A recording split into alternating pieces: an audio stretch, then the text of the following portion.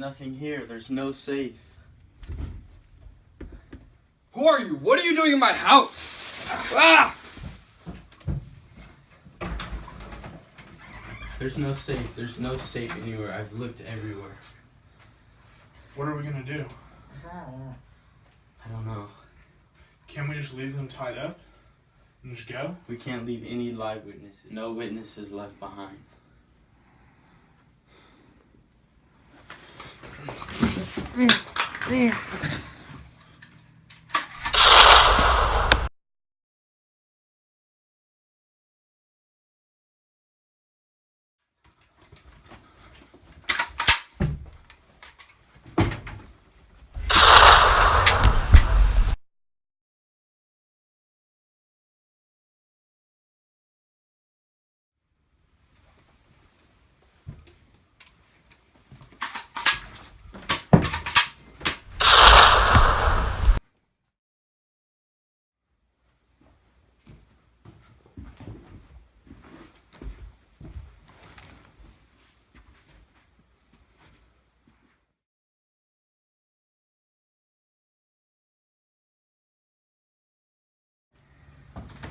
My God.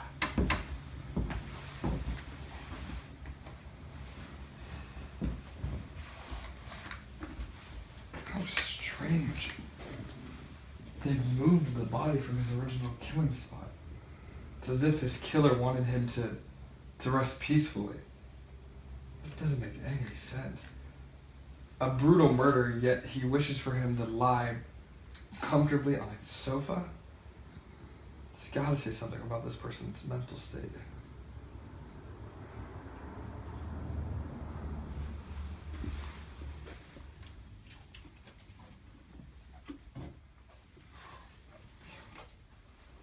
Such a savage to kill a poor defenseless girl in her own bed. She never saw it coming. They hardly left a trace. Whoever did this was quite particular in cleaning up their mess, that's for sure.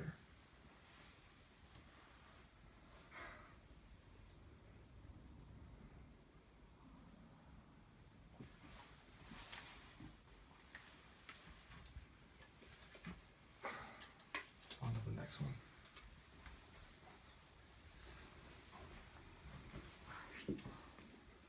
They definitely were determined to leave no witnesses at all. God, the whole family's been slaughtered. Poor Mrs. Clutter.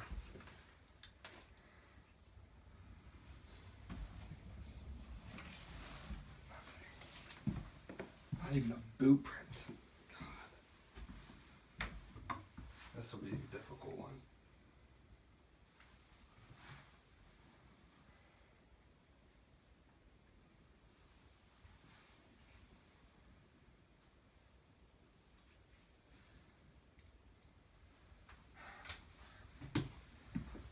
Let's go visit Herb.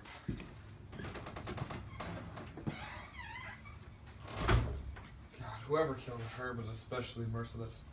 Not only did they slit the poor guy's neck, they blew his friggin' brains out. I knew they were never that perfect. There's a boot print right here in blood. I'll just send that back to the boys at forensics. The whole family slaughtered.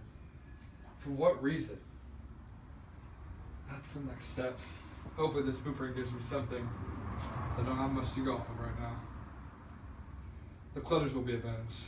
I'll be sure to see it. Slow down, Dick. Are you trying to get us caught? Only an hour after? We're not gonna get caught, man. We pull off the perfect heist. How? What about that was perfect? I can't help feeling about like we left something, like there's just something wrong. We left no live witnesses, no clues. We're good. We're gonna get caught. They always get caught. We're not. Perfect crime. Perfect crime. We got $40. So what? It cost 4 lives. $10. We only got $10 per person we killed, Dick. Is that the perfect crime? It's not all about the money. I don't feel good about this. We're gonna get caught. We're gonna get caught. I don't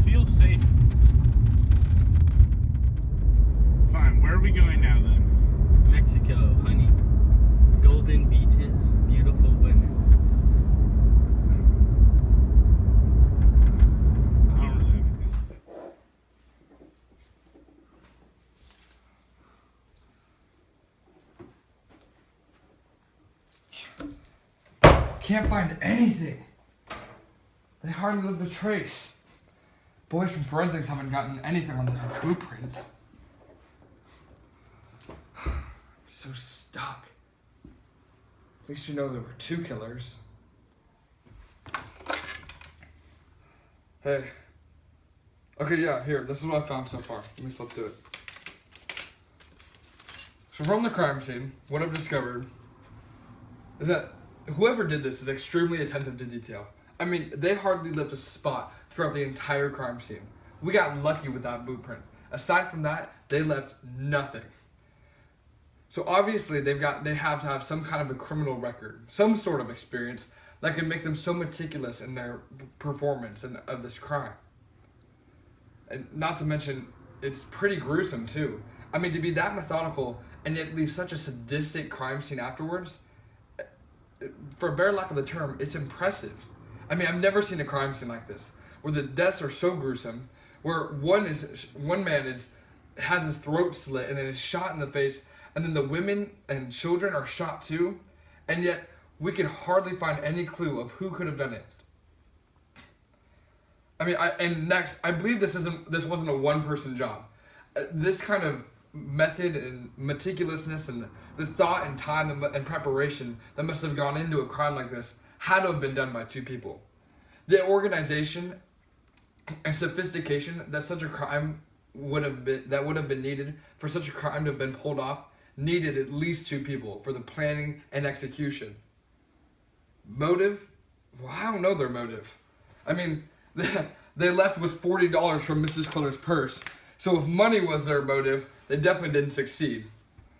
But it seems as if they've had some form of connection or some kind of knowledge of this family. So that could also lead to the reason for the murder. We should really dig into finding out who this was so that we can discuss a motive and for our ability to bring them in. So if money was their motive, they must have been misled or gotten some sort of false information maybe. Or maybe they just didn't find what they were looking for.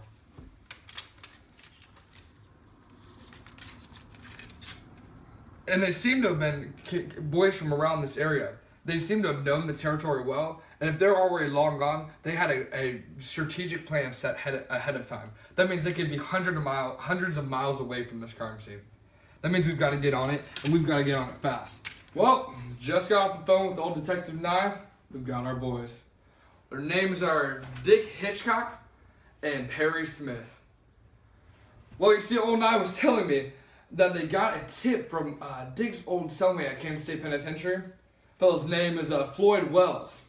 Well, Wells apparently gave Dick this crazy idea that the Clutter family had a safe filled with thousands of dollars that would have made both Perry and Dick very rich men. But when Dick and Perry got there and they couldn't find the safe, well, something must have clicked, because they just went out and slaughtered the whole family. Now they've been on the run, but since old Detective Nye was able to find out their names, we were able to put an APB out on them and catch those fellas. They're in custody right now, so we'll make sure to get an interrogation on them, find out a direct motive, because though the money may have been why they went there, the reason they killed them is still undetermined. So Dick, you've been bouncing some bad checks around. To our knowledge, you've gone at least 2 big check sprees. Yeah, made some good money. Yeah, I suppose. I mean, it is a felony and all. Well, we'll come back to that. Now tell me, Dick, you know anything about the Clutter murder case? Yeah, I might have read about it. What do you think, I'm a goddamn killer? Oh, now, Dick, I never said you were a killer. But since you mentioned it, your perfect crime at the Clutter household had 2 fatal errors, my friend. One being, you left a living witness at the scene of the crime. Living witness? There can't be. Thank you for your cooperation, Dick.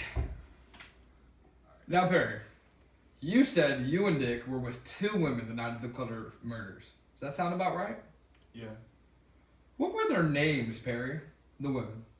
I don't know their names. We just just did what we did. Well, I mean, come on, you spent the night with them.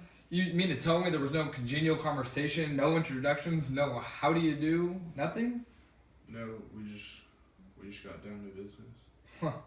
You know what I think, Perry? I think maybe you don't recall their names because you were busy slaughtering the Clutter family that night. What? Perry, why are you lying to me? We already know that you left your boot print in a pool of Herb Clutter's blood. And you left a living witness at the scene of the crime. That's it. You're done. What? No, I didn't. Hell, your buddy Dick already told us it was you that killed the whole family. No. Were you mad about the money? Were you nervous, scared? Why'd you blow their heads off, Perry? Why did you show no mercy? No, I didn't mean to. Thanks, Perry.